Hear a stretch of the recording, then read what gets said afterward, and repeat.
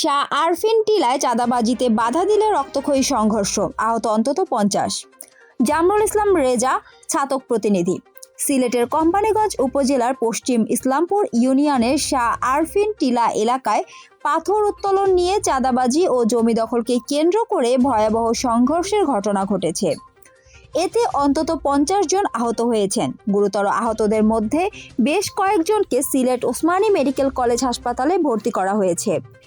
অভিযোগ সূত্রে জানা যায়, 18 ডিসেম্বর 2025 ইংরেজি সকাল আনুমানিক 10টায় চিকাডহর মৌজার এসএ 89 নং দাগভুক্ত জমিতে মালিকানা দাবিদার পরিবারের সদস্য ইকবাল হোসেন দেখতে পান তার পিতার রেকর্ডীয় জমি থেকে একটি সংঘবদ্ধ দল পাথর উত্তোলন করছে।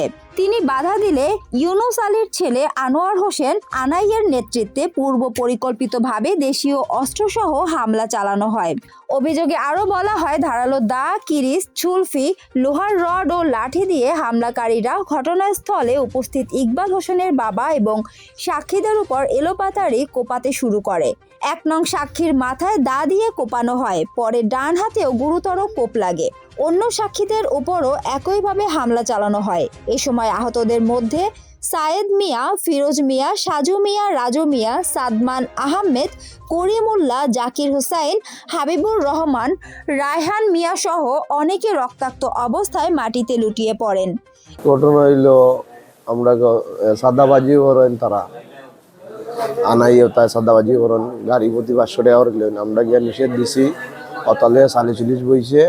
বওয়ার পরে তারা গত রাতে মিটিং করে তারা হল লইছে। বাদে বিচারের টাইমে তারা অস্ত্র লইয়া হলতা লইয়া আমরারে, আমার আব্বারে, আমার শাশুড়ে বেরিয়েছে। বেরার পরে আমরা গেছি দরিয়া।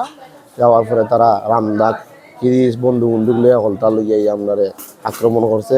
স্থানীয়রা তাদের উদ্ধার করে প্রথমে কোম্পানিগঞ্জ স্বাস্থ্য কমপ্লেক্সে এবং পরে গুরুতরদের ওসমানী মেডিকেল কলেজ হাসপাতালে পাঠান। স্থানীয় গণ্যমান্য ব্যক্তিবর্গ বহুবার উক্ত জমি সংক্রান্ত বিষয়টি সালিশের মাধ্যমে মীমাংসা করতে চাইলেও অভিযুক্তরা তা উপেক্ষা করে জমিতে পাথর উত্তোলন অব্যাহত রাখে। এমনকি অভিযোগকারীর দাবি, জায়গাটিতে তারা বেআইনিভাবে চাঁদা আদায় ও দখলদারিত্ব প্রতিষ্ঠা করতে চায়। কোম্পানিগঞ্জ থানার ওসি শফিকুল ইসলাম বলেন, আমরা অভিযোগ পেয়েছি এবং আইনানুগ ব্যবস্থা নেওয়া হবে। তদন্ত সাপেক্ষ সংশ্লিষ্টদের বিরুদ্ধে দ্রুত ও কঠোর ব্যবস্থা নেওয়া হবে, যাতে এ ধরনের অবৈধ কার্যকলাপ বন্ধ হয় এবং শান্তি শৃঙ্খলা বজায় থাকে। অভিযুক্ত প্রধান আসামি আনোয়ার হোসেন আনাই মিয়া ঘটনার বিষয়ে জানান, সংঘর্ষ হয়েছে আমার রেকর্ডকৃত জায়গাকে কেন্দ্র করে, তবে এখানে চাঁদাবাজির কোনো ঘটনা ঘটেনি।